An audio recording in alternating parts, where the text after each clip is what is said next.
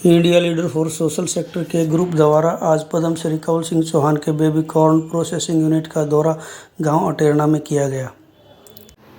इस ग्रुप में सभी मेंबर जो है वो भारत के विभिन्न क्षेत्रों से हैं, जो सामाजिक तौर से और व्यावसायिक तौर से बहुत अच्छा काम कर रहे हैं। इसमें ग्रुप एडवाइज़र अमरजीत सिंह जी हैं और ग्रुप लीडर आदिल जी हैं।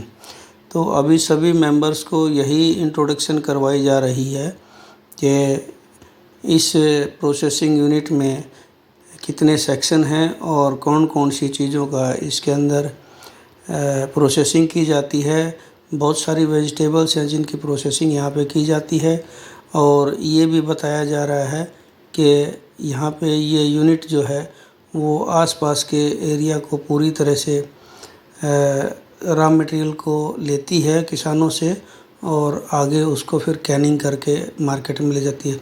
आइए अब बताते हैं कि भाई सबसे पहले फार्मर्स जो अपना प्रोड्यूस लेके आता है किसी भी वेजिटेबल का, तो वो ये प्रतिभा जी हैं जिनके नाम से यूनिट का नाम भी प्रतिभा रखा गया है, और इन्हीं के नाम पे इस यूनिट का नाम प्रतिभा रखा गया है। प्रतिभा जी के साथ यहाँ पे हम देख रहे हैं कि ये सबसे पहले जो एरिया है रिसीविंग एरिया है।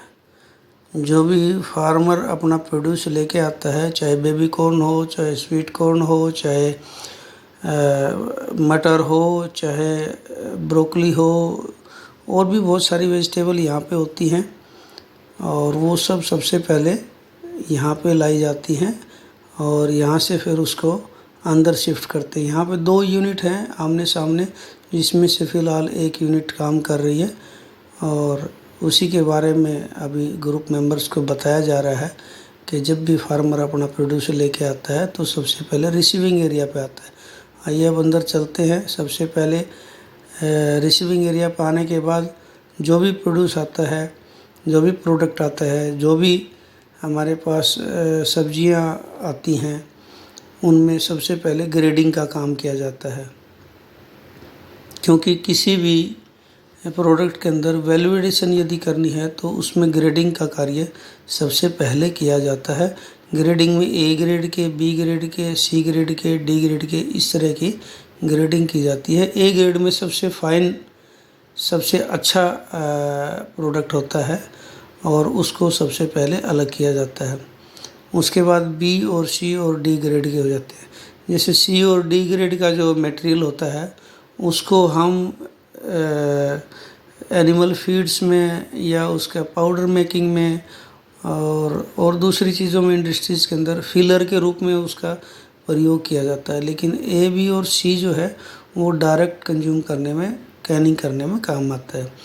तो ग्रेडिंग करना अपने आप में एक बहुत ही एक्सपर्टाइजेशन का काम होता है, और इसको सीखना पड़ता है कि भाई ग्रेडिंग के लिए जो साइज़, शेप, कलर प्रोडक्ट का जो है वो सही होना चाहिए, और उसी के कारण जो है आपका मार्केट में रेट तय किया जाता है ग्रेड के हिसाब से।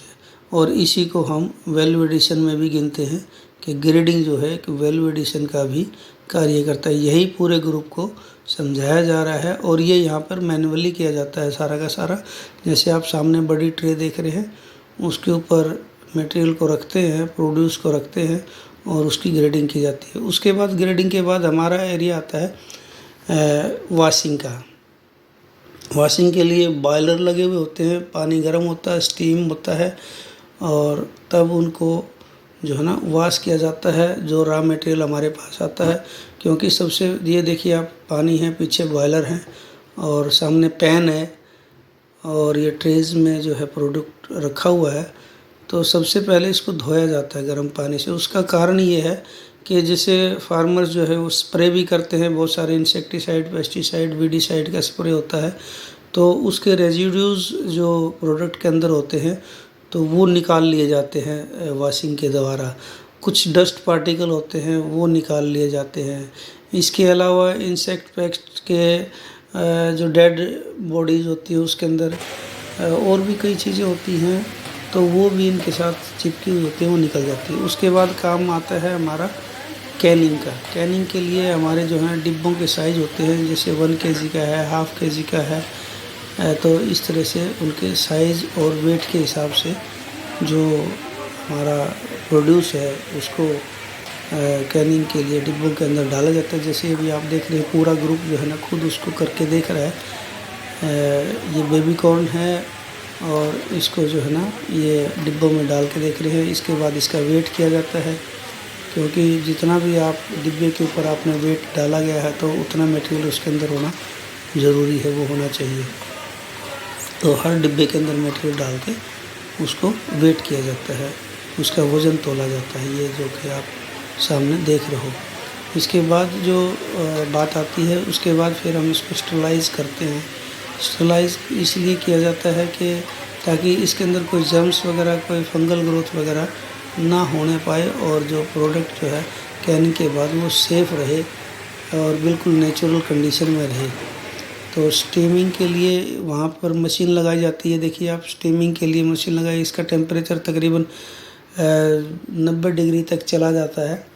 और पहले इसमें ब्रांड सॉल्यूशन डाला जाता है, ब्रांड सॉल्यूशन बनाया जाता है अलग से, नमक का, चीनी का और सिट्रिक एसिड का। उसके बाद इसको हम ठंडे पानी में ठंडा करते हैं और फिर इसको हम लेके जाते हैं कोल्ड स्टोरेज के लिए। अब ये जो बताया जा रहा है, ये कोल्ड स्टोरेज के बारे में बताया जा रहा है कि प्रोड्यूस को कैसे स्टोर किया जा सकता है, ताकि एक बार प्रोड्यूस को तैयार करके फिर उसको मार्केट में पूरा साल सप्लाई होता रहे। तो यहाँ पे सबसे बड़ी बात ये, कोल्ड स्टोरेज के साइज़ छोटे रखे जाते हैं, बड़ा कोल्ड स्टोरेज नहीं बनाया जाता। जितनी ज़रूरत होती है उसके अंदर उतना ही मटेरियल रख दिया जाता है। इससे हमारी बिजली की बचत होती है और रख रखाव में भी काफ़ी आसानी रहती है। इसलिए कोल्ड स्टोरेज का साइज़ छोटा रखा जाता है। तो बड़े में ज़्यादा नुकसान होता है, छोटे में इकोनॉमिकली अच्छा रहता है।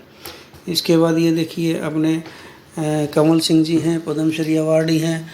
इन्होंने पूरे ग्रुप के साथ बैठकर उनकी समस्याएं पूछी हैं, उनकी जो क्वेरीज़ थी, जो क्वेश्चन थे, किस तरह से काम गांव में किया जा सकता है, किस तरह से वहाँ पे फैक्ट्री रन की जा सकती है, लोगों को फ़ायदा पहुँचाया जा सकता है, किसानी खेती की जा सकती है। और तो इनका जो एक्सपीरियंस है कंवल जी का, उस एक्सपीरियंस को शेयर किया जा रहा है। और कंवल जी ने इनके सभी जो सवालात थे उनके बखूबी जवाब भी दिए और आगे इनको बताया कि आप गांव में जाके कैसे काम कर सकते हैं। तो ये बड़ा अच्छा टूर रहा है।